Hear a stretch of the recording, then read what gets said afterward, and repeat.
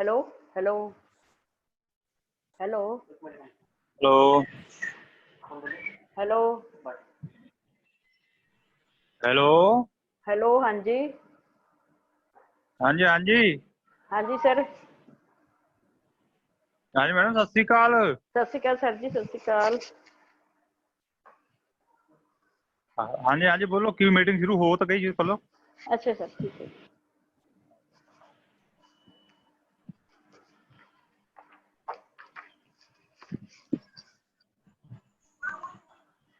Starting.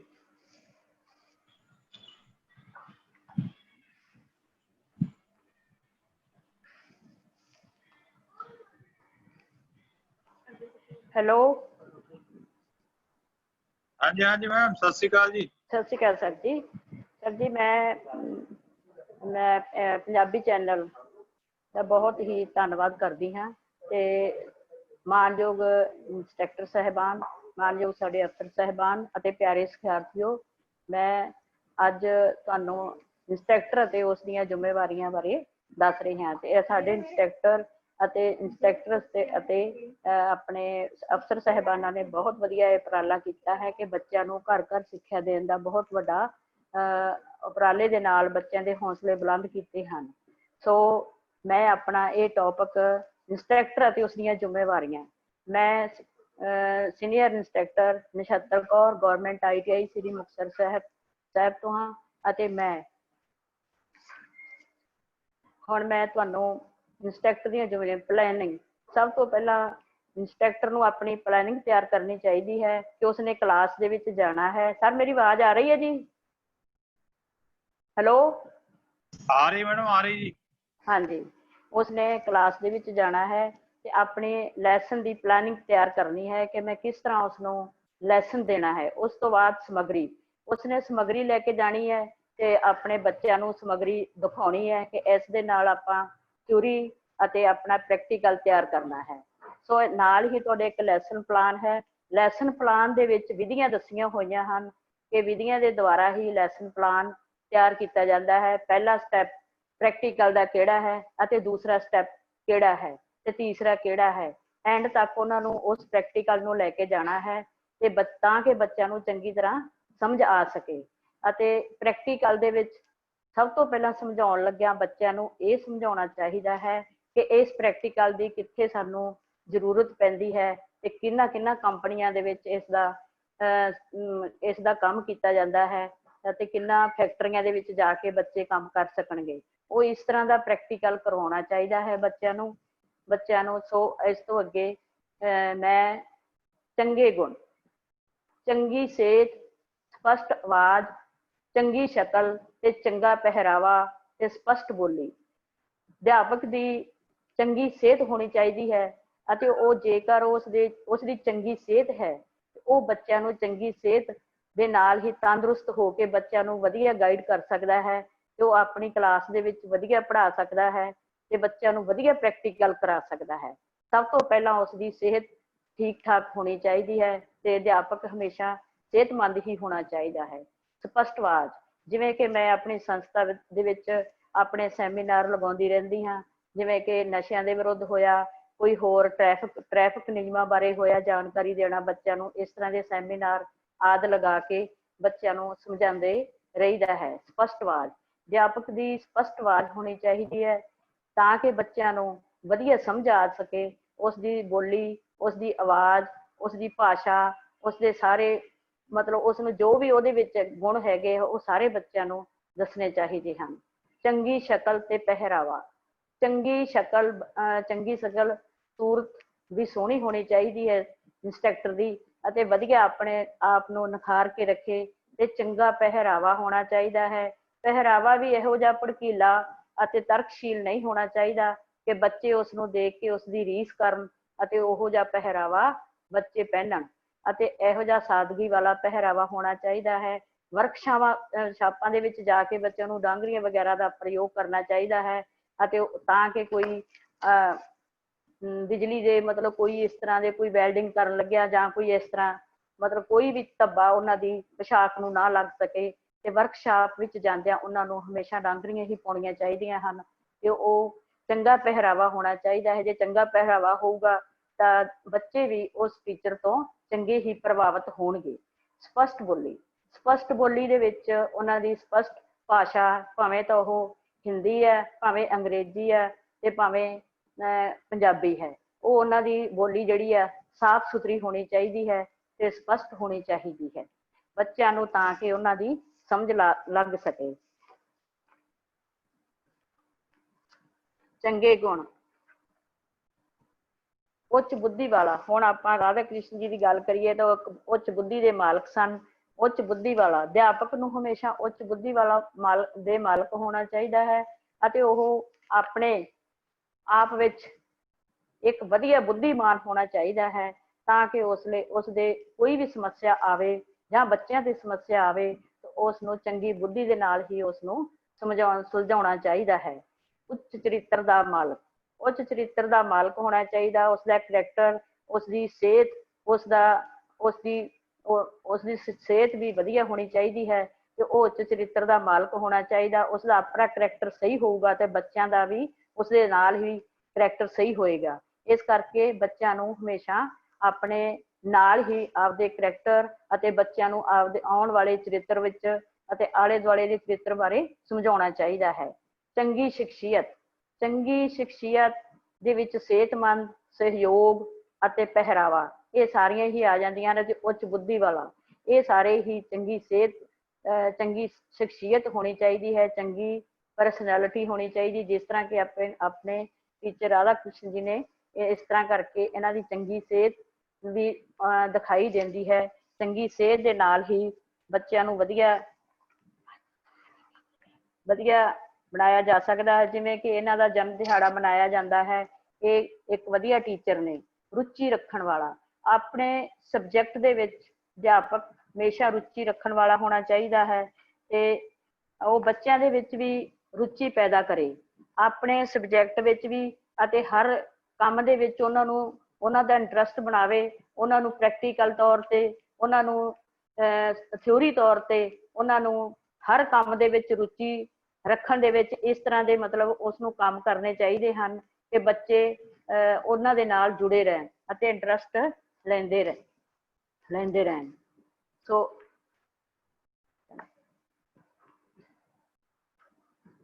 ਧੀਰਜਵਾਨ ਹੋਣਾ।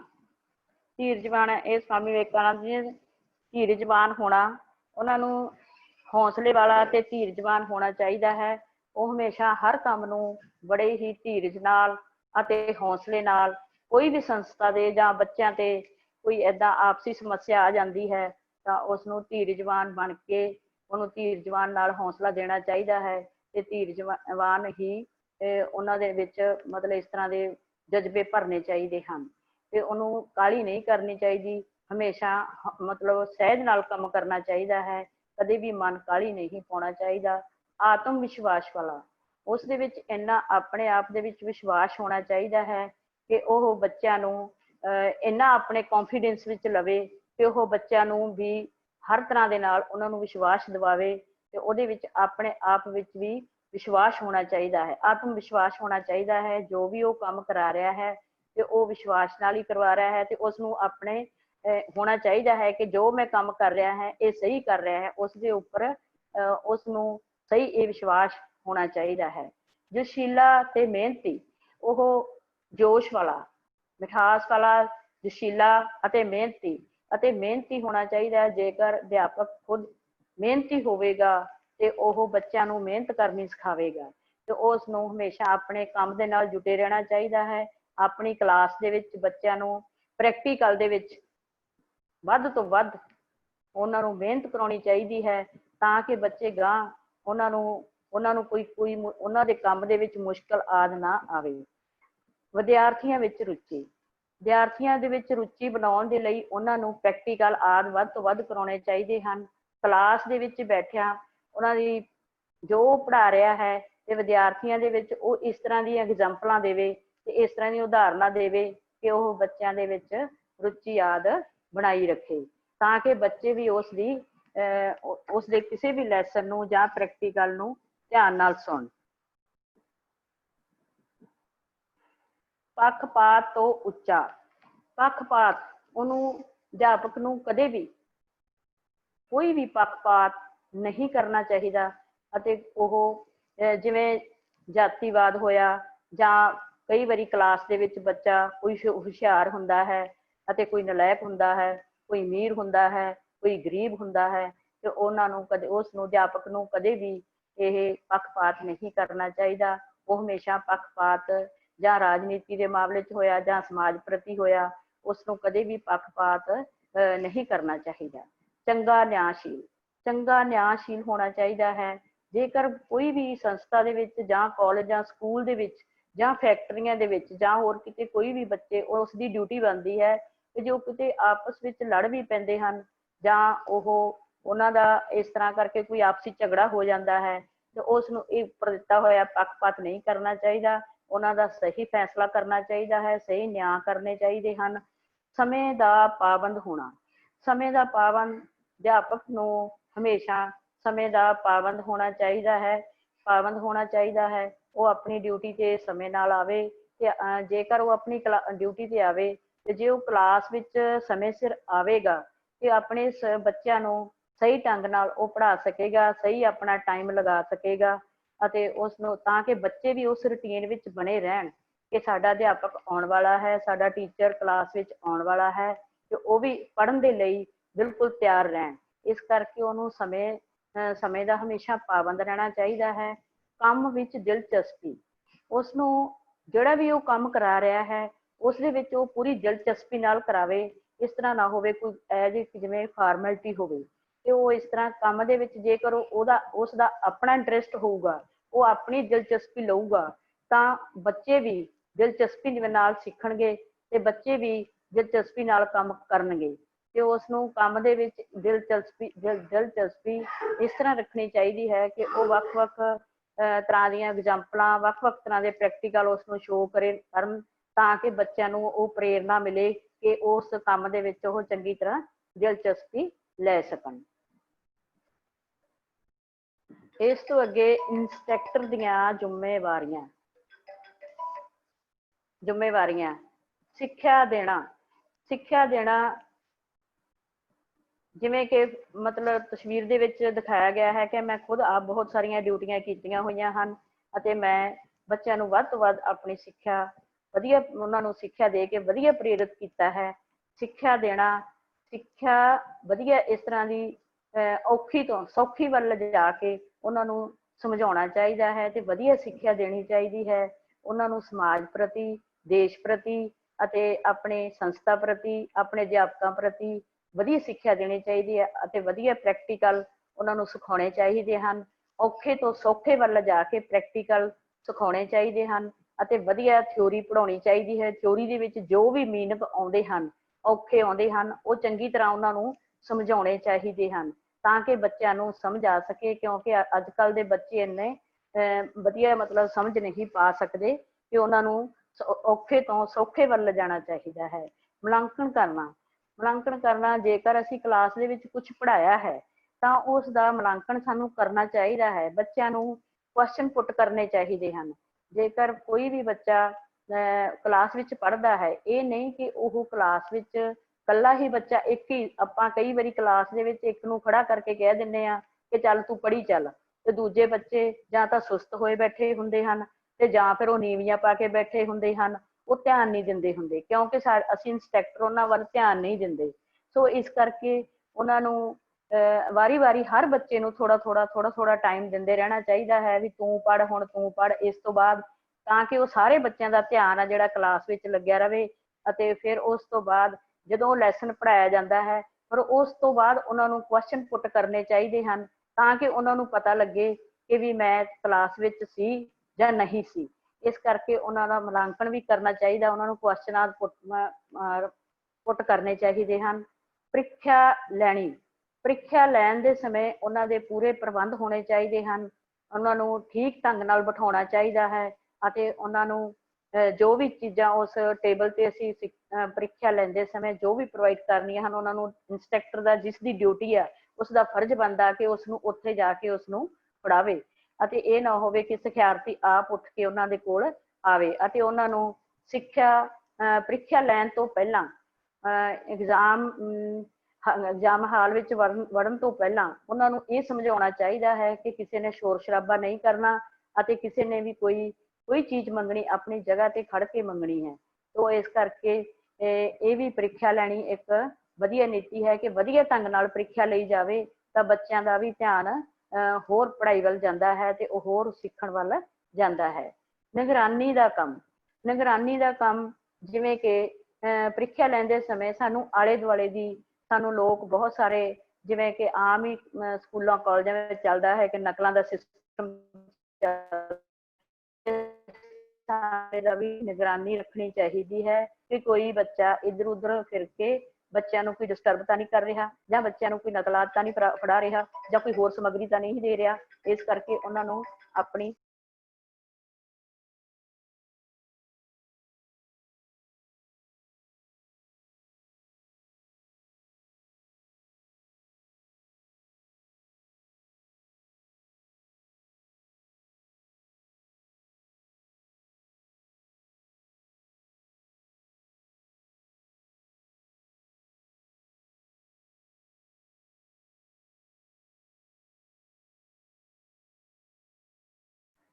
ਨਿਗਰਾਨੀ ਦਾ ਕੰਮ ਇਸ ਕਰਕੇ ਉਸਨੂੰ ਸਾਰਾ ਆਲਾ ਦੁਆਲਾ ਵੇਖਣਾ ਚਾਹੀਦਾ ਹੈ। ਪ੍ਰੀਖਿਆ ਲੈਣ ਸਮੇਂ ਜੋ ਵੀ ਮਤਲਬ ਜਿਸ ਕਮਰੇ ਦੇ ਵਿੱਚ ਪ੍ਰੀਖਿਆ ਹੋਣੀ ਹੈ ਉਸ ਕਮਰੇ ਦੇ ਵਿੱਚ ਵਾਧੂ ਸਮੱਗਰੀ ਨਹੀਂ ਲੱਗੀ ਹੋਣੀ ਚਾਹੀਦੀ।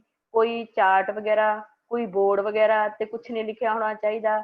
ਕੋਈ ਸਾਰਾ ਕਮਰਾ ਸਾਫ਼ ਸੁਥਰਾ ਹੋਣਾ ਚਾਹੀਦਾ ਹੈ ਤਾਂ ਕਿ ਬੱਚਿਆਂ ਨੂੰ ਕਿਸੇ ਤਰ੍ਹਾਂ ਦਾ ਕੋਈ ਪ੍ਰੀਖਿਆ ਦੇ ਸਮੇਂ ਸਹਿਯੋਗ ਨਾ ਮਿਲ ਸਕੇ ਤੇ ਉਹ ਆਪਣੇ ਆਪ ਤੇ ਡਿਪੈਂਡ ਰਹਿਣ ਤੇ ਕਿਸੇ ਤੇ ਡਿਪੈਂਡ ਹੋ ਕੇ ਉਹ ਪ੍ਰੀਖਿਆ ਨਾ ਦੇਣ।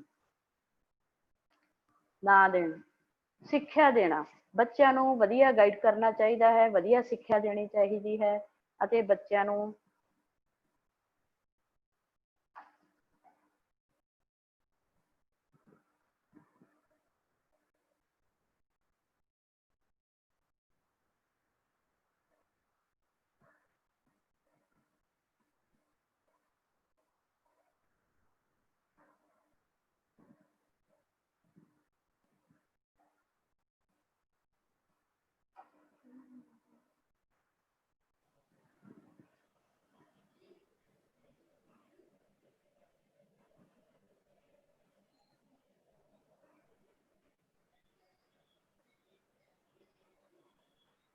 ਹੈਲੋ ਮੈਡਮ, ਤੁਹਾਡੀ ਆਵਾਜ਼ ਨਹੀਂ ਆ ਰਹੀ।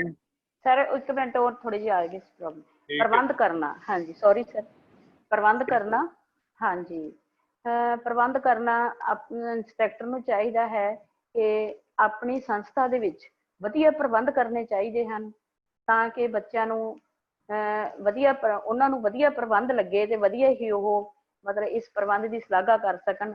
ਅਤੇ ਪ੍ਰਬੰਧ ਇਸ ਤਰ੍ਹਾਂ ਕਰਨਾ ਕਿ ਜਿਵੇਂ ਬੱਚਿਆਂ ਦੇ ਪ੍ਰਤੀ ਬੱਚਿਆਂ ਨੂੰ ਕਿਤੇ ਲੈ ਕੇ ਜਾਣਾ, ਬੱਚਿਆਂ ਨੂੰ ਕਿਤੇ ਟੂਰ ਤੇ ਲੈ ਕੇ ਜਾਣਾ, ਜਿਵੇਂ ਧਾਰਮਿਕ ਸਥਾਨਾਂ ਤੇ ਲੈ ਕੇ ਜਾਣਾ ਅਤੇ ਕੋਈ ਮਿਊਜ਼ੀਅਮ ਆਦਿ ਦਿਖਾਉਣਾ, ਜਿਵੇਂ ਸਾਇੰਸ ਸਿਟੀ ਹੋਇਆ ਜਾਂ ਕੋਈ ਹੋਰ ਮਤਲਬ ਏਦਾਂ ਦੀਆਂ ਜਗ੍ਹਾ ਤੇ ਲੈ ਕੇ ਜਾਣਾ ਧਾਰਮਿਕ ਸਥਾਵਾਂ ਤੇ। ਅਤੇ ਉਹਨਾਂ ਨੂੰ ਲਿਜਾ ਕੇ ਸਿਰਫ ਉੱਥੇ ਖੜਾਉਣਾ ਹੀ ਨਹੀਂ ਕਿ ਉਹਨਾਂ ਨੂੰ ਧਾਰਮਿਕ ਸੰਸਥਾਵਾਂ ਦੇ ਵਿੱਚ ਜਾ ਕੇ ਉਹਨਾਂ ਨੂੰ ਉਹਨਾਂ ਦੇ ਇਤਿਹਾਸ ਬਾਰੇ ਦੱਸਣਾ ਚਾਹੀਦਾ ਹੈ। ਇਕੱਠੇ ਕਰਕੇ ਉਹਨਾਂ ਨੂੰ ਸਮਝਾਉਣਾ ਚਾਹੀਦਾ ਹੈ ਕਿ ਅਸੀਂ ਕਿੱਥੇ ਪਹੁੰਚੇ ਹਾਂ ਤੇ ਕੀ ਅਸੀਂ ਇੱਥੇ ਮਤਲਬ ਇੱਥੋਂ ਦਾ ਇਤਿਹਾਸ ਇਹ ਹੈ।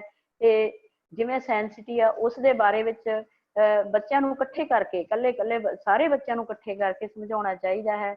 ਅਤੇ ਜਿਵੇਂ ਕੋਈ ਮਿਊਜ਼ੀਅਮ ਵਿੱਚ ਚਲੇ ਗਏ ਹਾਂ ਤੇ ਉਸ ਦੇ ਵਿੱਚ ਫੋਟੋਆਂ ਆਦਿ ਲੱਗੀਆਂ ਹੁੰਦੀਆਂ ਹਨ ਤੇ ਉਹਨਾਂ ਬਾਰੇ ਬੱਚਿਆਂ ਨੂੰ ਸਮਝਾਉਣਾ ਚਾਹੀਦਾ ਹੈ। ਠੀਕ ਅਗਵਾਈ ਕਰਨਾ, ਜੇਕਰ ਅਸੀਂ ਬੱਚਿਆਂ ਨੂੰ ਲਿਜਾਣ ਦਾ ਅਰੇਂਜਮੈਂਟ ਕਰ ਹੀ ਲਿਆ, ਬੱਚਿਆਂ ਨੂੰ ਲੈ ਕੇ ਚੱਲੇ ਆ, ਜਿਵੇਂ ਕਿ ਅਸੀਂ ਜਾ ਰਹੇ ਹਾਂ ਲੈ ਕੇ ਚੱਲੇ ਆ, ਤੇ ਉਹਨਾਂ ਦੀ ਠੀਕ ਅਗਵਾਈ ਵੀ ਕਰਨੀ ਚਾਹੀਦੀ ਹੈ। ਅਤੇ ਇਹ ਨਹੀਂ ਕਿ ਬੱਚੇ ਇੱਧਰ ਉੱਧਰ ਖਿੰਡੇ ਪੁੰਡੇ ਫਿਰਨ ਤੇ ਬੱਚਿਆਂ ਨੂੰ ਇਕੱਠੇ ਕਰਕੇ ਹੋਲਡ ਕਰਕੇ ਉਹਨਾਂ ਦੇ ਨਾਲ ਆਪਣਾ ਵੀ ਮਨੋਰੰਜਨ ਤੇ ਬੱਚਿਆਂ ਦਾ ਵੀ ਮਨੋਰੰਜਨ, ਤਾਂ ਕਿ ਆਪਣਾ ਮਨ ਵੀ ਚੇਂਜ ਹੋ ਜਾਏ ਤੇ ਉਹਨਾਂ ਦਾ ਵੀ ਚੇਂਜ ਹੋ ਜਾਏ। ਤੇ ਇਸ ਕਰਕੇ ਉਹਨਾਂ ਦੀ ਠੀਕ ਅਗਵਾਈ ਕਰਨੀ ਚਾਹੀਦੀ ਹੈ। ਉਹਨਾਂ ਨੂੰ ਲਿਜਾ ਕੇ ਅੱਗੇ ਲੱਗ ਕੇ ਉਹਨਾਂ ਦੇ ਤੇ ਬੱਚਿਆਂ ਨੂੰ ਸਾਰੀਆਂ ਜਿੱਥੇ ਵੀ ਤੁਸੀਂ ਲਿਜਾ ਰਹੇ ਹੋ ਬੱਚਿਆਂ ਨੂੰ ਉਸ ਜਗ੍ਹਾ ਬਾਰੇ ਉਸ ਧਾਰਮਿਕ ਸਥਾਨਾਂ ਬਾਰੇ ਸਹੀ ਸਮਝਾਉਣਾ ਚਾਹੀਦਾ ਹੈ। ਠੀਕ ਅਗਵਾਈ ਕਰਨੀ ਚਾਹੀਦੀ ਹੈ, ਅੱਗੇ ਲੱਗ ਕੇ ਕਰਨੀ ਚਾਹੀਦੀ ਹੈ। ਮਾਪਿਆਂ ਨਾਲ ਸੰਬੰਧ ਕਾਇਮ ਕਰਨੇ, ਮਾਪਿਆਂ ਨਾਲ ਸੰਬੰਧ ਕਾਇਮ ਕਰਨੇ, ਬੱਚਿਆਂ ਜਿਵੇਂ ਆਮ ਹੀ ਸਕੂਲਾਂ ਦੇ ਵਿੱਚ ਕਾਲਜਾਂ ਦੇ ਵਿੱਚ ਮੀਟਿੰਗਾਂ ਰੱਖੀਆਂ ਹੁੰਦੀਆਂ ਹਨ, ਇਸ ਤਰ੍ਹਾਂ ਸਾਨੂੰ ਅਕਸਰ ਅਸੀਂ ਐਡਮਿਸ਼ਨਾਂ ਵੇਲੇ ਮਾਪਿਆਂ ਦੇ ਫੋਨ ਨੰਬਰ ਤਾਂ ਲੈਂਦੇ ਹੀ ਹਾਂ। ਜੇ ਕੋਈ ਬੱਚਾ ਮਾੜੀ ਹਰਕਤ ਕਰਦਾ ਹੈ ਜਾਂ ਕੋਈ ਇੱਧਰ ਉੱਧਰ ਦੀ ਹਰਕਤ ਕਰਦਾ ਹੈ ਤਾਂ ਅਸੀਂ ਮਾਪਿਆਂ ਨੂੰ ਫੋਨ ਕਰ ਦਿੰਦੇ ਹਾਂ ਅਤੇ ਮਾਪਿਆਂ ਦੇ ਨਾਲ ਸਾਡੇ ਵਧੀਆ ਸੰਬੰਧ ਹੋਣੇ ਚਾਹੀਦੇ ਹੈ। ਇੰਨਾ ਵੀ ਬੱਚਿਆਂ ਨੂੰ ਗਿਰਿਆ ਨਹੀਂ ਮਾਪਿਆਂ ਦੇ ਸਾਹਮਣੇ ਦਿਖਾਉਣਾ ਚਾਹੀਦਾ ਕਿ ਉਹਨਾਂ ਦਾ ਭਵਿੱਖ ਖਰਾਬ ਹੋਵੇ, ਕਿਉਂਕਿ ਇੰਨੀ ਕਿ ਜੋ ਮਾੜੀ ਮੋਟੀ ਸਮੱਸਿਆ ਆਪਣੇ ITI ਦੇ ਵਿੱਚ ਬੱਚਿਆਂ ਨੂੰ ਆਉਂਦੀ ਹੈ ਜਾਂ ਬੱਚੇ ਕੋਈ ਇਹੋ ਜਿਹੀਆਂ ਹਰਕਤਾਂ ਕਰਦੇ ਹਨ, ਇੰਨੀ ਕਿ ਤਾਂ ਅਸੀਂ ਆਪ ਹੀ ਸੁਲਝਾ ਲੈਂਦੇ ਹਾਂ। ਸੋ ਇਸ ਕਰਕੇ ਇੰਨਾ ਜਲਦੀ ਵੀ ਮਾਪਿਆਂ ਨੂੰ ਬੱਚਿਆਂ ਦੇ ਪ੍ਰਤੀ ਨਹੀਂ ਭੜਕਾਉਣਾ ਚਾਹੀਦਾ ਤੇ ਮਾਪਿਆਂ ਦੇ ਨਾਲ ਵਧੀਆ ਸੰਬੰਧ ਹੋਣੇ ਚਾਹੀਦੇ ਹਨ ਤਾਂ ਕਿ ਬੱਚੇ ਹੋਰ ਸਿੱਖਿਆ ਵਧੀਆ ਪ੍ਰਾਪਤ ਕਰ ਸਕਣ। ਉਹਨਾਂ ਦੀ ਜਿੰਨਾ ਵੀ ਹੋਵੇ ਉਹਨਾਂ ਨੂੰ ਵਧੀਆ ਉਹਨਾਂ ਦੇ ਨਾਲ ਸੰਬੰਧ ਰੱਖ ਕੇ ਤੇ ਬੱਚਿਆਂ ਨੂੰ ਵੀ ਪ੍ਰੇਰਿਤ ਕਰਨਾ ਚਾਹੀਦਾ ਹੈ। ਤੇ ਖੋਜ ਕਰਨ ਵਾਲਾ ਅਧਿਆਪਕ, ਖੋਜ ਕਰਨ ਵਾਲਾ ਅਧਿਆਪਕ ਹਮੇਸ਼ਾ ਇੱਕ ਵਧੀਆ ਟੀਚਰ ਮੰਨਿਆ ਗਿਆ ਹੈ ਕਿ ਉਹ ਹਰ ਕੰਮ ਵਿੱਚ ਕੋਈ ਨਾ ਕੋਈ ਖੋਜ ਕਰਦਾ ਹੀ ਰਹਿੰਦਾ ਹੈ ਅਤੇ ਉਹ ਖੋਜ ਕਰਕੇ ਆਪਣਾ ਆਪ ਪ੍ਰੈਕਟੀਕਲ ਕਰਕੇ ਬੱਚਿਆਂ ਨੂੰ ਉਹ ਸਮਝਾਉਂਦਾ ਹੈ ਤੇ ਉਸ ਪ੍ਰੈਕਟੀਕਲ ਦੀ ਉਹ ਜਾਣਕਾਰੀ ਦਿੰਦਾ ਹੈ ਤੇ ਦੇਣੀ ਚਾਹੀਦੀ ਹੈ। ਤੇ ਬੱਚਿਆਂ ਦੇ ਵਿੱਚ ਉਸ ਖੋਜ ਦੇ ਪ੍ਰਤੀ ਉਸ ਨੂੰ ਸਾਰੀ ਪਲੈਨਿੰਗ ਸਮਝਾਉਣੀ ਚਾਹੀਦੀ ਹੈ ਕਿ ਮੈਂ ਇਸ ਤਰ੍ਹਾਂ ਕਰਕੇ ਇਹਦਾ ਐਕਸਪੈਰੀਮੈਂਟ ਕੀਤਾ, ਇਸ ਤਰ੍ਹਾਂ ਕਰਕੇ ਇਹਨੂੰ ਮਤਲਬ ਕਿ ਤਿਆਰ ਕੀਤਾ ਤੇ ਤੁਹਾਨੂੰ ਵੀ ਕਰਨਾ ਚਾਹੀਦਾ ਹੈ। ਤੇ ਬੱਚਿਆਂ ਨੂੰ ਵੱਧ ਤੋਂ ਵੱਧ ਇਸ ਤਰ੍ਹਾਂ ਦੇ ਮਤਲਬ ਤਰੀਕੇ ਉਹਨਾਂ ਨੂੰ ਦੱਸਣੇ ਚਾਹੀਦੇ ਹੈ, ਜਿਵੇਂ ਮਸ਼ੀਨਰੀ ਆਦਿ ਹੋਈ ਫੈਕਟਰੀਆਂ ਵਿੱਚ ਜਾ ਕੇ ਲਿਜਾਣਾ ਚਾਹੀਦਾ ਉਹਨਾਂ ਨੂੰ ਤੇ ਉਹਨਾਂ ਨੂੰ ਉਹਨਾਂ ਦੀਆਂ ਜਿਵੇਂ ਕਿ ਹੋਰ ਜਗ੍ਹਾ ਜਿਵੇਂ ਫੈਕਟਰੀਆਂ ਅਤੇ ਆਪਣੇ ਹੋਰ ਪ੍ਰੈਕਟੀਕਲ ਕਰਵਾ ਕੇ ਬੱਚਿਆਂ ਨੂੰ ਵਧੀਆ ਸੇਧ ਵੱਲ ਲਿਜਾਣਾ ਚਾਹੀਦਾ ਹੈ। ਸਫਾਈ ਰੱਖਣਾ, ਸੰਸਥਾ ਪ੍ਰਤੀ ਜ਼ਿੰਮੇਵਾਰੀਆਂ। ਸਫਾਈ ਰੱਖਣਾ ਅਧਿਆਪਕ ਨੂੰ ਚਾਹੀਦਾ ਹੈ, ਇੰਸਟ੍ਰਕਟਰ ਨੂੰ ਚਾਹੀਦਾ ਹੈ ਕਿ ਉਹ ਆਪਣੀ ਕਲਾਸ ਦੇ ਵਿੱਚ ਸਭ ਤੋਂ ਪਹਿਲਾਂ ਪੂਰੀ ਸਫਾਈ ਰੱਖੇ ਕਿ ਇੱਧਰ ਉੱਧਰ ਖਲਾਰਾ ਨਾ ਹੋਵੇ। ਬੱਚਿਆਂ ਨੂੰ ਸਮਝਾਓ ਕਿ ਤੁਸੀਂ ਰੂਟੀਨ ਦੇ ਵਿੱਚ ਆ ਕੇ ਜਿੰਨਾ ਵੀ ਫਰਨੀਚਰ ਹੈ ਸਭ ਤੋਂ ਪਹਿਲਾਂ ਬੱਚਿਆਂ ਦੀ ਜ਼ਿੰਮੇਵਾਰੀ ਲਾਓ ਤੇ ਉਹ ਤੁਹਾਨੂੰ ਫਰਨੀਚਰ ਗਿਣ ਕੇ ਦੱਸਣਗੇ ਜੋ ਤੁਹਾਡੇ ਚਾਰਜ ਵਿੱਚ ਆਇਆ ਹੈ। ਉਹ ਫਰਨੀਚਰ ਨੂੰ ਸਾਫ਼ ਸੁਥਰਾ ਰੱਖਣਗੇ ਅਤੇ ਜੋ ਵੀ ਸਫਾਈ ਸੇਵਕ ਉਸ ਦੇ ਨਾਲ ਥੋੜ੍ਹੀ ਬਹੁਤੀ ਹੈਲਪ ਕਰਾ ਕੇ ਸਫਾਈ ਕਰਾਉਣ ਅਤੇ ਨਾਲ ਹੀ ਇਸ ਤਰ੍ਹਾਂ ਉਹਨਾਂ ਨੂੰ ਫਰਨੀਚਰ ਆਦਿ ਆਪਣੇ ਚਾਰਜ ਵਿੱਚ ਗਿਣਤੀ ਸਹੀ ਰੱਖੇ ਤੇ ਉਹ ਇੱਧਰ ਉੱਧਰ ਖਲਾਰਾ ਨਾ ਪੈਣ ਦੇਵੇ ਤੇ ਆਪਦੀ ਕਲਾਸ ਦੇ ਵਿੱਚ ਪੂਰੀ ਕਾਗਜ਼ ਕੂਗਜ਼ ਇੱਧਰ ਨਾ ਪਏ ਹੋਣ ਤੇ ਉਹ ਬੱਚੇ ਆਪਣਾ ਸਮਾਨ ਵੀ ਸਹੀ ਟਿਕਾਣੇ ਤੇ ਰੱਖਣ, ਆਪਣਾ ਖਾਣਾ ਵੀ ਸਹੀ ਟਿਕਾਣੇ ਤੇ ਰੱਖਣ ਤੇ ਸੰਸਥਾ ਦੇ ਕਲਾਸ ਦੇ ਆਲੇ ਦੁਆਲੇ ਦੀ ਸਫਾਈ ਵੀ ਵਧੀਆ ਰੱਖਣ।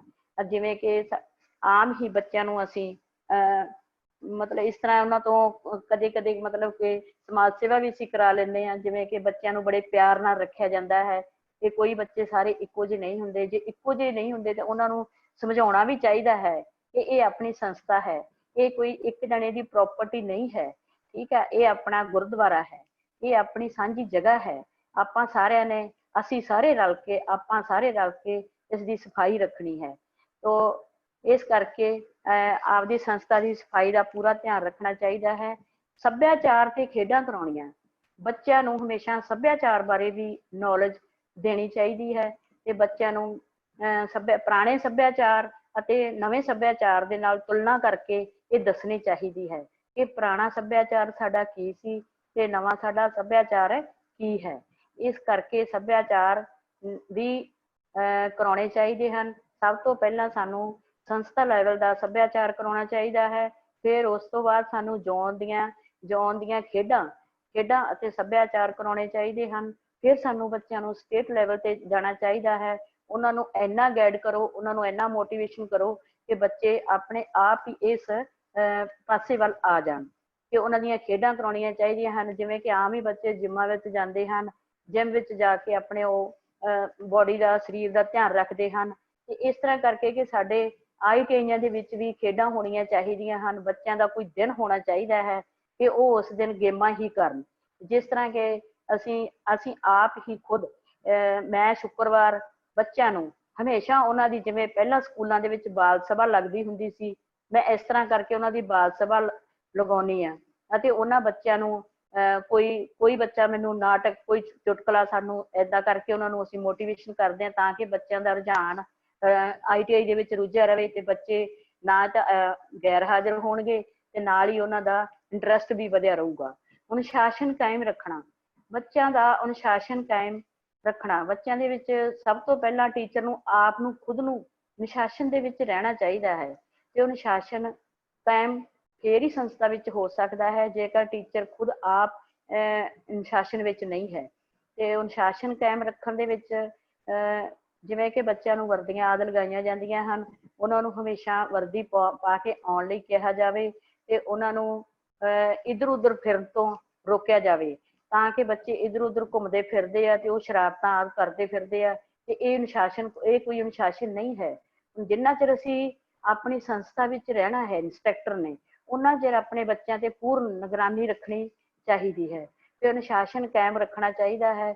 ਬੱਚਿਆਂ ਨੂੰ ਹਮੇਸ਼ਾ ਉਹਨਾਂ ਨੂੰ ਬੋਲਣ ਦਾ ਸਲੀਕਾ, ਉਹਨਾਂ ਨੂੰ ਤੁਰਨ ਫਿਰਨ ਦਾ ਸਲੀਕਾ, ਉਹਨਾਂ ਨੂੰ ਉਹਨਾਂ ਦੀ ਯੂਨੀਫਾਰਮ ਅਤੇ ਹੋਰ ਉਹਨਾਂ ਦੇ ਸਾਰੀਆਂ ਹਰਕਤਾਂ ਨੋਟ ਕਰਨੀਆਂ ਚਾਹੀਦੀਆਂ ਹਨ। ਵਿਦਿਆਰਥੀਆਂ ਨੂੰ ਰੁਜ਼ਗਾਰ ਬਾਰੇ ਦੱਸਣਾ, ਵਿਦਿਆਰਥੀਆਂ ਨੂੰ ਹਮੇਸ਼ਾ ਰੁਜ਼ਗਾਰ ਦੇ ਪਲੇਸਮੈਂਟ ਮੇਲੇ ਲੱਗਦੇ ਹਨ, ਉਹਨਾਂ ਦੇ ਵਿੱਚ ਲੈ ਕੇ ਜਾਣਾ ਚਾਹੀਦਾ ਹੈ ਅਤੇ ਫੈਕਟਰੀਆਂ ਅਤੇ ਕੰਪਨੀਆਂ ਵਿੱਚ ਉਹਨਾਂ ਨੂੰ ਰੁਜ਼ਗਾਰ ਦਿਵਾਉਣੇ ਚਾਹੀਦੇ ਹਨ। ਉਹਨਾਂ ਨੂੰ ਇੰਨਾ ਮਾਹਰ ਕਰਨਾ ਚਾਹੀਦਾ ਹੈ ਉਹਨਾਂ ਦੇ ਕੰਮਾਂ ਦੇ ਵਿੱਚ ਕਿ ਉਹਨਾਂ ਨੂੰ ਕੰਪਨੀਆਂ ਸਿਲੈਕਟ ਕਰਨ ਅਤੇ ਉਹਨਾਂ ਨੂੰ ਫੈਕਟਰੀਆਂ ਲੈ ਜਾਣ। ਇਸ ਕਰਕੇ ਜੇਕਰ ਉਹ ਪ੍ਰੈਕਟੀਕਲ ਨਹੀਂ ਕਰਨਗੇ, ਕਿਉਂਕਿ ਫੈਕਟਰੀਆਂ ਤੇ ਕੰਪਨੀਆਂ ਦੇ ਵਿੱਚ ਤਾਂ ਪ੍ਰੈਕਟੀਕਲ ਹੀ ਹੁੰਦੇ ਹਨ, ਸੋ ਇਸ ਕਰਕੇ ਜੇ ਉਹ ਪ੍ਰੈਕਟੀਕਲ ਨਹੀਂ ਕਰਨਗੇ ਤਾਂ ਉਹਨਾਂ ਨੂੰ ਫੈਕਟਰੀਆਂ ਦੇ ਵਿੱਚ ਕੋਈ ਵੀ ਨਹੀਂ ਰੱਖੇਗਾ। ਸੋ ਇਸ ਕਰਕੇ ਉਹਨਾਂ ਨੂੰ ਸਭ ਤੋਂ ਪਹਿਲਾਂ ਸਾਨੂੰ ਉਹਨਾਂ ਦੇ ਕੰਮਾਂ ਦੇ ਵਿੱਚ ਉਹਨਾਂ ਨੂੰ ਮਾਹਰ ਬਣਾਉਣਾ ਪੈਣਾ ਹੈ। ਉਹਨਾਂ ਕੰਮਾਂ ਬਾਰੇ ਉਹਨਾਂ ਨੂੰ ਜਾਣਕਾਰੀ ਹੋਣੀ ਚਾਹੀਦੀ ਹੈ, ਪ੍ਰੈਕਟੀਕਲ ਬਾਰੇ ਜਾਣਕਾਰੀ ਹੋਣੀ ਚਾਹੀਦੀ ਹੈ ਤੇ ਵਿਦਿਆਰਥੀਆਂ ਨੂੰ ਰੁਜ਼ਗਾਰ ਦਿਵਾਉਣੇ ਚਾਹੀਦੇ ਹਨ। ਸੋ ਇਸ ਕਰਕੇ ਵਿਦਿਆਰਥੀਆਂ ਦਾ ਰਿਕਾਰਡ ਰੱਖਣਾ, ਵਿਦਿਆਰਥੀਆਂ ਦਾ ਸੰਸਥਾ ਦੇ ਵਿੱਚ ਵਿਦਿਆਰਥੀਆਂ ਦਾ ਰਿਕਾਰਡ ਰੱਖਣਾ, ਜਿਵੇਂ ਕਿ ਵਿਦਿਆਰਥੀਆਂ ਦੀਆਂ ਪ੍ਰੋਗਰੈਸ ਕਾਰਡ ਅਤੇ ਉਹਨਾਂ ਦਾ ਹਾਜ਼ਰੀ ਰਜਿਸਟਰ ਅਤੇ ਉਹਨਾਂ ਦੀਆਂ ਨੋਟਬੁੱਕ ਅਤੇ ਟੈਸਟ ਬੁੱਕ ਉਹਨਾਂ ਦੀਆਂ ਤੇ ਉਹਨਾਂ ਦੇ ਹੋਰ ਜਿਹੜੇ ਸਿਲੇਬਸ ਨਾਲ ਸੰਬੰਧਿਤ ਹਨ, ਉਹ ਰਿਕਾਰਡ ਆਪਣੇ ਕੋਲ ਉਹਨਾਂ ਨੂੰ ਰੱਖਣਾ ਚਾਹੀਦਾ ਹੈ ਤੇ ਤਾਂ ਕਿ ਜਦੋਂ ਵੀ ਕੋਈ ਦਫ਼ਤਰ ਮੰਗੇ ਜਾਂ ਕੋਈ ਵੀ ਮਤਲਬ ਉਹਨਾਂ ਨੂੰ ਲੋੜ ਪਵੇ ਜਾਂ ਵਿਦਿਆਰਥੀ ਨੂੰ ਲੋੜ ਪਵੇ ਤਾਂ ਉਹ ਝੱਟ ਹੀ ਉਹਨਾਂ ਨੂੰ ਪ੍ਰੋਵਾਈਡ ਕਰ ਸਕਦਾ ਹੈ। ਵਿਦਿਆਰਥੀਆਂ ਦਾ ਰਿਕਾਰਡ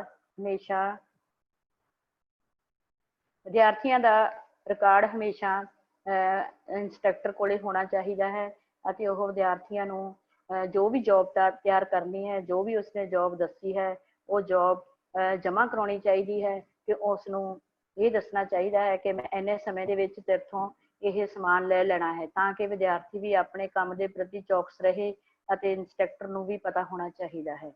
ਨਵੀਂ ਤਕਨੀਕ ਦੀ ਜਾਣਕਾਰੀ ਦੇਣਾ, ਨਵੇਂ ਡਿਜ਼ਾਈਨ, ਨਵੀਆਂ ਫੈਕਟਰੀਆਂ, ਨਵੀਂ ਮਸ਼ੀਨਰੀ ਉਹਨਾਂ ਦੇ ਵਿੱਚ ਫੈਕਟਰੀਆਂ ਦੇ ਵਿੱਚ ਉਹਨਾਂ ਨੂੰ ਲੈ ਕੇ ਜੇਕਰ ਸਾਡੇ ਕੋਲੇ ਕੋਈ ਮਸ਼ੀਨਰੀ ਨਹੀਂ ਹੈ ਜਾਂ ਕੋਈ ਵੀ ਵਰਕਸ਼ਾਪ ਦੇ ਵਿੱਚ ਕੋਈ ਇਸ ਤਰ੍ਹਾਂ ਦੀ ਕੋਈ ਚੀਜ਼ ਨਵੀਂ ਨਹੀਂ ਹੈ ਤਾਂ ਉਹਨਾਂ ਨੂੰ ਫੈਕਟਰੀਆਂ ਦੇ ਵਿੱਚ ਉਹਨਾਂ ਨੂੰ ਲੈ ਕੇ ਜਾਣਾ ਚਾਹੀਦਾ ਹੈ, ਤਾਂ ਕਿ ਉਹਨਾਂ ਨੂੰ ਮਸ਼ੀਨ ਦੇ ਬਾਰੇ ਜਾਣਕਾਰੀ ਪਤਾ ਲੱਗ ਸਕੇ। ਨਵੀਂ ਮਸ਼ੀਨ ਦੇ ਬਾਰੇ ਕੋਈ ਵੀ ਨਵੀਂ ਮਸ਼ੀਨ ਆਈ ਹੈ ਤੇ ਉਹਨਾਂ ਨੂੰ ਪਤਾ ਲੱਗ ਜਾਵੇ। ਨਵੀਂ ਤਕਨੀਕ ਬਾਰੇ ਜਾਣਕਾਰੀ ਦੇਣ ਦੇ ਨਾਲ ਉਹਨਾਂ ਦੇ ਦਿਮਾਗ ਦੇ ਵਿੱਚ ਵਾਧਾ ਹੋਊਗਾ ਤੇ ਵੱਧ ਤੋਂ ਵੱਧ ਆਪਣੇ ਪ੍ਰੈਕਟੀਕਲ ਕਰ ਸਕਣਗੇ। ਆਪਣਾ ਰਿਕਾਰਡ ਰੱਖਣਾ, ਆਪਣਾ ਰਿਕਾਰਡ ਜਿਵੇਂ ਕਿ BD ਅਤੇ ਮਤਲਬ ਪ੍ਰੋਗਰੈਸ ਕਾਰਡ ਜਾਂ ਆਪਣਾ ਲੈਸਨ ਪਲਾਨ ਕੋਈ ਵੀ ਹੈ, ਉਹ ਆਪਣਾ ਰਿਕਾਰਡ ਵੀ ਉਸਨੂੰ ਇੰਸਟ੍ਰਕਟਰ ਨੂੰ ਸਾਂਭ ਕੇ ਰੱਖਣਾ ਚਾਹੀਦਾ ਹੈ। ਸਮੇਂ ਸਿਰ ਡਾਇਰੀ ਲਿਖਣੀ ਚਾਹੀਦੀ ਹੈ, ਸਮੇਂ ਸਿਰ ਹੀ ਜੋਬ ਤਿਆਰ ਕਰਨੀ ਚਾਹੀਦੀ ਹੈ, ਸਮੇਂ ਸਿਰ ਹੀ ਉਸਨੂੰ ਜਮ੍ਹਾਂ ਕਰਾਉਣਾ ਚਾਹੀਦਾ ਹੈ, ਤਾਂ ਕਿ ਉਹਨਾਂ ਦਾ ਰਿਕਾਰਡ ਆਪਣਾ ਸਹੀ ਰਹਿ ਸਕੇ ਤੇ ਆਪਣਾ ਚਾਰਜ ਰਜਿਸਟਰ ਵੀ ਸਹੀ ਰੱਖਣਾ ਚਾਹੀਦਾ ਹੈ। ਰੋਜ਼ ਆ ਕੇ ਆਪਣੀ ਕਲਾਸ ਦੇ ਵਿੱਚ ਆਪਣੇ ਸਮਾਨ ਦੀ ਗਿਣਤੀ ਕਰਨੀ ਚਾਹੀਦੀ ਹੈ ਤੇ ਕਿੰਨਾ ਸਮਾਨ ਮੇਰਾ ਪਿਆ ਹੈ ਕਲਾਸ ਦੇ ਵਿੱਚ ਤੇ ਕਿੰਨਾ ਸੀ, ਤਾਂ ਕਿ ਉਸਨੂੰ ਪਤਾ ਲੱਗ ਸਕੇ। ਆਪਣੇ ਕਰਮਚਾਰੀਆਂ ਨਾਲ ਸੰਬੰਧ, ਆਪਣੇ ਕਰਮਚਾਰੀਆਂ ਦੇ ਨਾਲ ਪੂਰਾ ਵਧੀਆ ਉਹਦੇ ਨਾਲ ਹੋਣਾ ਚਾਹੀਦਾ ਹੈ। ਆਪਣੇ ਕਰਮਚਾਰੀਆਂ ਦੇ ਨਾਲ ਉਹਨਾਂ ਨੂੰ ਪੂਰਾ ਪਰਿਵਾਰਕ ਤੌਰ ਤੇ ਰਹਿਣਾ ਚਾਹੀਦਾ ਹੈ, ਤਾਂ ਕਿ ਉਹ ਇੱਕ ਦੂਜੇ ਦੇ ਦੁੱਖ ਸੁੱਖ ਦੇ ਵਿੱਚ ਸਹਾਈ ਹੋ ਸਕਣ ਤੇ ਆਪਣੇ ਕਰਮਚਾਰੀਆਂ ਨਾਲ ਪੂਰਾ ਤਾਲਮੇਲ ਕਰਨਾ ਚਾਹੀਦਾ ਹੈ। ਕੋਈ ਇਹੋ ਜਿਹਾ ਢੰਗ ਆਦਿ ਨਹੀਂ ਹੋਣਾ ਚਾਹੀਦਾ ਕਿ ਉਹਨਾਂ ਨੂੰ ਕੋਈ ਇਹੋ ਜਿਹੀ ਗੱਲ ਕਹੀ ਤੇ ਚੁਭੇ। ਤੇ ਇੱਕ ਦੂਜੇ ਦੇ ਨਾਲ ਰਲ ਮਿਲ ਕੇ ਰਹਿਣਾ ਚਾਹੀਦਾ ਹੈ, ਇੱਕ ਦੂਜੇ ਦੇ ਨਾਲ ਕੰਮ ਦੇ ਵਿੱਚ ਹੱਥ ਵੰਡਾਉਣਾ ਚਾਹੀਦਾ ਹੈ। ਸਮਾਜ ਪ੍ਰਤੀ ਜ਼ਿੰਮੇਵਾਰੀਆਂ। ਸਮਾਜ ਦੇ ਪ੍ਰਤੀ ਵੀ ਇੰਸਪੈਕਟਰ ਦੀਆਂ ਬਹੁਤ ਸਾਰੀਆਂ ਜ਼ਿੰਮੇਵਾਰੀਆਂ ਹੁੰਦੀਆਂ ਹਨ ਅਤੇ ਉਸ ਦੇ ਆਲੇ ਦੁਆਲੇ ਜੋ ਲੋਕ ਰਹਿੰਦੇ ਹਨ ਉਹ ਇੱਕ ਸਮਾਜ ਹੈ। ਉਹਨਾਂ ਨੂੰ ਪੁਰਾਣੇ ਸਮਾਜ ਦੇ ਵਿੱਚ ਉਸ ਨੂੰ ਜਿਵੇਂ ਕਿ ਅਧਿਆਪਕ ਹੈ, ਉਸ ਦੇ ਵਿੱਚ ਗਿਆਨ ਬਹੁਤ ਹੈ ਤੇ ਉਸ ਨੂੰ ਮਤਲਬ ਜਿਵੇਂ ਕਿ ਸਮਾਜ ਦੇ ਵਿੱਚ ਰਹਿੰਦਿਆਂ ਸਮਾਜ ਦੇ ਨਾਲ ਵੀ ਉਹਨੂੰ ਆਪਣੇ ਆਪ ਨੂੰ ਅਟੈਚ ਰੱਖਣਾ ਚਾਹੀਦਾ ਹੈ ਤਾਂ ਕਿ ਉਹ ਜਿਵੇਂ ਕਿ ਸਮਾਜ ਦੇ ਵਿੱਚ ਦਾਜ ਪ੍ਰਥਾ, ਭਰੂਣ ਹੱਤਿਆ ਤੇ ਨਸ਼ਿਆਂ ਤੋਂ ਰਹਿਤ, ਮੋਬਾਇਲਾਂ ਦੇ ਲਾਭ ਹਾਨੀਆਂ ਅਤੇ ਕਰਪਸ਼ਨ ਵਗੈਰਾ ਇਸ ਤਰ੍ਹਾਂ ਦੀਆਂ ਜਿਹੜੀਆਂ ਹੈਗੀਆਂ ਧਿਆਨ ਰੱਖਣਾ ਚਾਹੀਦਾ ਹੈਗਾ ਤੇ ਆਪਣੇ ਪੁਰਾਣੇ ਸਮਾਜ ਬਾਰੇ ਤੇ ਇਸ ਸਮਾਜ ਬਾਰੇ ਵੀ ਉਹਨੂੰ ਬੱਚਿਆਂ ਨੂੰ ਦੱਸਦੇ ਰਹਿਣਾ ਚਾਹੀਦਾ ਹੈ ਤੇ ਬੱਚਿਆਂ ਦੀ ਜਾਣਕਾਰੀ ਵਿੱਚ ਇਸ ਤਰ੍ਹਾਂ ਵਾਧਾ ਹੁੰਦਾ ਹੈ ਤੇ ਉਸ ਨੂੰ ਇਸ ਤਰ੍ਹਾਂ ਦੇ ਨਾਟਕ ਆਦਿ ਅਤੇ ਸੈਮੀਨਾਰ ਲਗਾ ਕੇ ਬੱਚਿਆਂ ਨੂੰ ਵੀ ਜਾਗਰੂਕ ਕਰਨਾ ਚਾਹੀਦਾ ਹੈ ਤੇ ਆਪਣੇ ਆਲੇ ਦੁਆਲੇ ਦੇ ਸਮਾਜ ਦੇ ਲੋਕਾਂ ਨੂੰ ਵੀ ਜਾਗਰੂਕ ਕਰਨਾ ਚਾਹੀਦਾ ਹੈ। ਇਹ ਇੱਕ ਅਧਿਆਪਕ ਦੀ ਬਹੁਤ ਵੱਡੀ ਜ਼ਿੰਮੇਵਾਰੀ ਹੈ ਕਿਉਂਕਿ ਅਧਿਆਪਕ ਇੱਕ ਸਮਾਜ ਦਾ ਸਰੀਆ ਹੈ। ਜੇਕਰ ਇਹ ਅਧਿਆਪਕ ਹੀ ਸਭ ਕੁਝ ਕਰਨ ਵਾਲਾ ਹੈ ਤੇ ਇਸ ਨੂੰ ਆਪਣੇ ਆਲੇ ਦੁਆਲੇ ਸਮਾਜ ਦੇ ਪ੍ਰਤੀ ਬਹੁਤ ਜ਼ਿਆਦਾ ਜ਼ਿੰਮੇਵਾਰੀ ਨਿਭਾਉਣੀ ਚਾਹੀਦੀ ਹੈ। ਦੇਸ਼ ਪ੍ਰਤੀ ਜ਼ਿੰਮੇਵਾਰੀਆਂ ਉਹਦੀਆਂ ਜੋ ਵੀ ਹੈਗੀਆਂ ਜਿਵੇਂ ਕਿ ਸ਼ਹੀਦਾਂ ਬਾਰੇ ਅਤੇ ਆਪਣੇ ਪੁਰਾਣੇ ਮਤਲਬ ਜੋ ਵੀ ਆਪਣੇ ਆਜ਼ਾਦੀ ਦੇ ਘੁਲਾਟੀਏ ਹੋਏ ਹਨ ਅਤੇ ਕੋਈ ਵੀ ਮਤਲਬ ਇਸ ਤਰ੍ਹਾਂ ਦੇ ਜਿਵੇਂ ਹੱਦਾਂ ਸਰਹੱਦਾਂ ਅਤੇ ਦੇਸ਼ ਦੇ ਜੋ ਵੀ ਆਪਣੇ ਚੱਲ ਰਹੇ ਹਨ ਉਹ ਇਸ ਬਾਰੇ ਦੇਸ਼ ਦੇ ਪ੍ਰਤੀ ਵੀ ਉਸਨੂੰ ਆਪਣੀ ਕੋਈ ਵੀ ਜ਼ਿੰਮੇਵਾਰੀ ਹੈ ਨਿਭਾਉਣੀ ਚਾਹੀਦੀ ਹੈ। ਉਸਨੂੰ ਕੋਈ ਵੀ ਦੇਸ਼ ਦੇ ਪ੍ਰਤੀ ਸਮਾਜ ਦੇ ਪ੍ਰਤੀ ਪੱਖਪਾਤ ਨਹੀਂ ਕਰਨਾ ਚਾਹੀਦਾ। ਮੁੱਖ ਦਫ਼ਤਰ ਪ੍ਰਤੀ ਜ਼ਿੰਮੇਵਾਰੀਆਂ। ਮੁੱਖ ਦਫ਼ਤਰ ਵਿੱਚ ਜ਼ਿੰਮੇਵਾਰੀਆਂ ਬਹੁਤ ਸਾਰੀਆਂ ਹੁੰਦੀਆਂ ਹਨ ਜਿਵੇਂ ਹੈੱਡ ਆਫਿਸ ਪਹੁੰਚਣਾ। ਜੇਕਰ ਤੁਹਾਡੀ ਮੁੱਖ ਅਧਿਆਪਕ ਜਾਂ ਪ੍ਰਿੰਸੀਪਲ ਕੋਈ ਵੀ ਡਿਊਟੀ ਲਗਾਉਂਦਾ ਹੈ ਤਾਂ ਤੁਹਾਨੂੰ ਉੱਥੇ ਪਹੁੰਚਣਾ ਚਾਹੀਦਾ ਹੈ। ਜਿਸ ਕੰਮ ਵਿੱਚ ਤੁਹਾਡੀ ਡਿਊਟੀ ਲੱਗੀ ਹੁੰਦੀ ਹੈ ਉਸਨੂੰ ਬੜੇ ਹੱਸ ਕੇ ਨਿਭਾਉਣਾ ਚਾਹੀਦਾ ਹੈ ਕਿਉਂਕਿ ਸਾਡੀ ਜ਼ਿੰਮੇਵਾਰੀ ਹੈ, ਸਾਡੀ ਡਿਊਟੀ ਹੈ।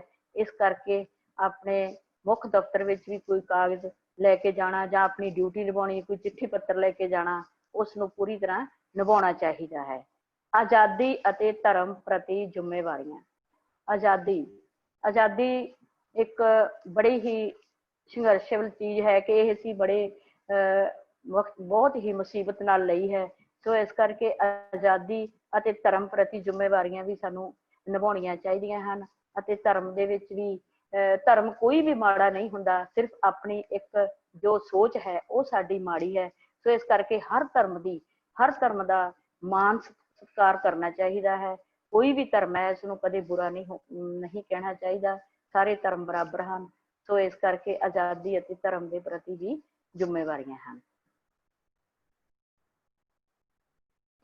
ਆਖਰ ਦੇ ਵਿੱਚ ਮੈਂ ਆਪਣੇ ਸਟੂਡੈਂਟਸ ਨੂੰ ਅਤੇ ਆਪਣੇ ਟੀਚਰਸ ਨੂੰ ਇਹੀ ਕਹਾਂਗੀ ਕਿ ਸਾਰੇ ਜੋ ਵੀ ਹੈਗੇ ਆਪਣੀ ਸੰਸਥਾ ਦੇ ਵਿੱਚ ਟੀਚਰ, ਉਹ ਇੰਸਟ੍ਰਕਟਰ, ਉਹ ਆਪਣੀਆਂ ਸਾਰੀਆਂ ਜ਼ਿੰਮੇਵਾਰੀਆਂ ਨੂੰ ਪੂਰਾ ਸਮਝਣ ਅਤੇ ਆਪਣੇ ਸਿਖਿਆਰਥੀਆਂ ਨੂੰ ਵੀ ਆਪਣੀ ਜ਼ਿੰਮੇਵਾਰੀ ਦੇ ਨਾਲ ਇਹ ਸਿੱਖਿਆ ਦੇਣ ਅਤੇ ਫਿਰ ਤਾਂ ਹੀ ਸਾਡਾ ਦੇਸ਼ ਤਰੱਕੀ ਵੱਲ ਜਾ ਸਕਦਾ ਹੈ, ਤਾਂ ਹੀ ਸਾਡੇ ਬੱਚੇ ਸੈੱਟ ਹੋ ਸਕਦੇ ਹਨ ਜੇਕਰ ਅਸੀਂ ਬੱਚਿਆਂ ਨੂੰ ਸਹੀ ਸੇਧ, ਸਹੀ ਸਿੱਖਿਆ ਦੇਵਾਂਗੇ। ਸੋ ਇਸ ਕਰਕੇ ਬੱਚਿਆਂ ਨੂੰ ਵਧੀਆ ਗਾਈਡ ਕਰਨਾ ਚਾਹੀਦਾ ਹੈ ਤੇ ਬੱਚਿਆਂ ਨੂੰ ਸਹੀ ਸੇਧ ਦੇ ਕੇ ਉਹਨਾਂ ਦੀਆਂ ਨੌਕਰੀਆਂ ਦੇ ਉਪਰਾਲੇ ਕਰਾਉਣੇ ਚਾਹੀਦੇ ਹਨ ਤਾਂ ਕਿ ਉਹ ਬੱਚੇ ਇੱਧਰ ਉੱਧਰ ਭਟਕਦੇ ਨਾ ਫਿਰਨ।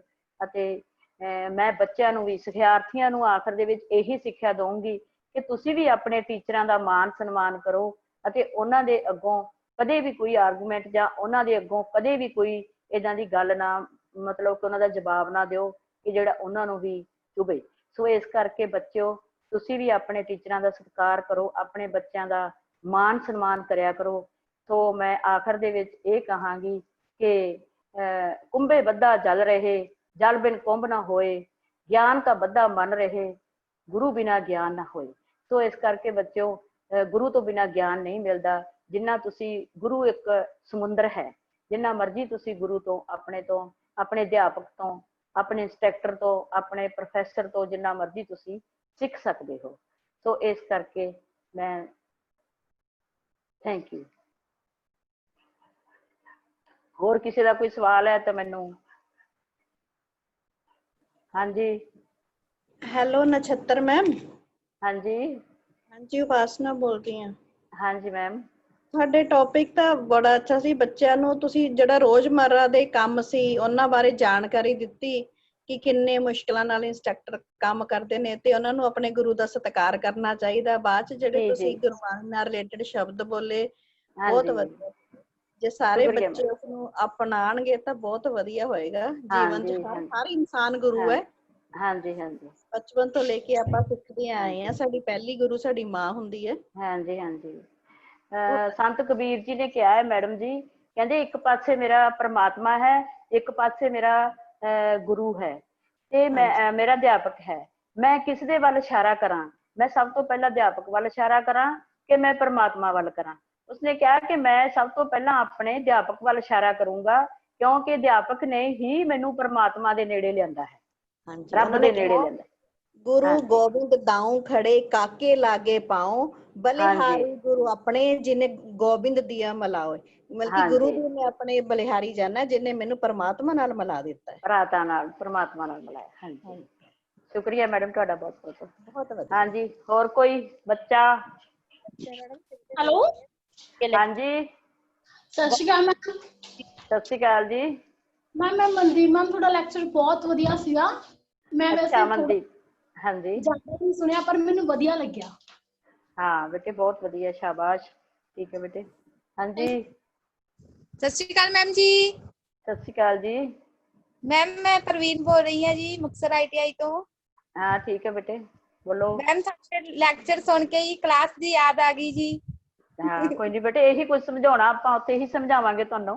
ਹਾਂ ਹੁਣ ਆਪਣੇ ਕੋਲੇ ਥੋੜਾ ਟਾਈਮ ਸ਼ਾਰਟ ਹੁੰਦਾ, ਠੀਕ ਆ, ਥੋੜਾ ਹੁੰਦਾ।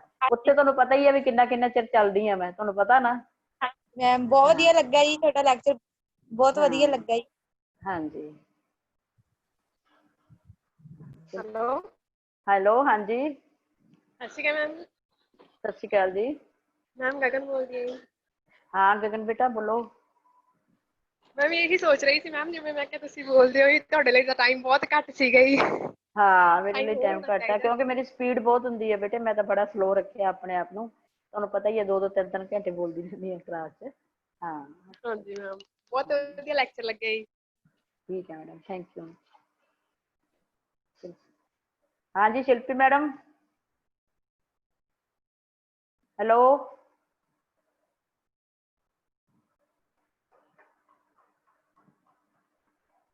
ਹੈਲੋ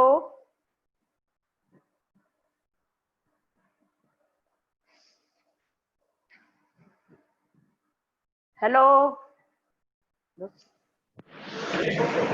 ਹੈਲੋ ਨਛੱਤਰ ਮੈਮ, ਮੇਰਾ ਖਿਆਲ ਕੋਈ ਕੁਐਰੀ ਆ ਨਹੀਂ ਰਹੀ ਤੁਹਾਡੇ ਕੋਲ ਵਾਪਸ। ਤੁਸੀਂ ਐਂਡ ਕਰਨਾ ਚਾਹੁੰਦੇ ਹੋ ਜਾਂ ਕੰਟੀਨਿਊ ਕਰਨਾ ਚਾਹੁੰਦੇ ਹੋ? ਸਰ ਬਸ ਮੈਂ ਖਤਮ ਕਰਤਾ ਹੁਣ।